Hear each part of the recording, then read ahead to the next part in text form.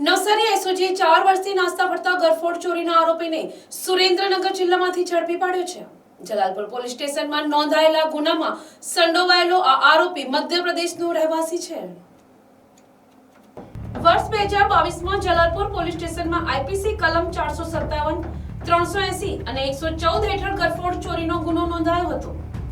આ ગુનામાં સુનિલભાઈ કરમસિંહભાઈ કામલિયા રહેવાસી ખડકુઈ, જિલ્લો જાંબુઆ, મધ્યપ્રદેશ છેલ્લા 4 વર્ષથી પોલીસ પકડથી દૂર હતો। રેન્જ આઈજી પ્રેમવીરસિંહ અને નવસારી એસપી રાહુલ પટેલની સૂચના મુજબ એસઓજી ઇન્ચાર્જ પીઆઈ પીવાય ચિત્તેના માર્ગદર્શન હેઠળ ટીમ કાર્યરત હતી। તે દરમિયાન એસઓજીના પોલીસ કોન્સ્ટેબલ ધીરજભાઈ રત્નાભાઈને બાતમી મળી હતી કે આરોપી સુરેન્દ્રનગર જિલ્લાના લીંબડી તાલુકાના પાણશીણા ગામના દંગાપડાવ વિસ્તારમાં છુપાયેલો છે। આ બાતમીના આધારે એસઓજીની ટીમે તાત્કાલિક વોચ ગોઠવી આરોપી સુનિલ કામલિયાને દબોચી લીધો હતો। ધરપકડ બાદ આરોપીનો કબજો વધુ તપાસ અને કાયદેસરની કાર્યવાહી માટે જલાલપુર પોલીસને સોંપવામાં આવ્યો છે। Bureau report, NTC news, Navsari.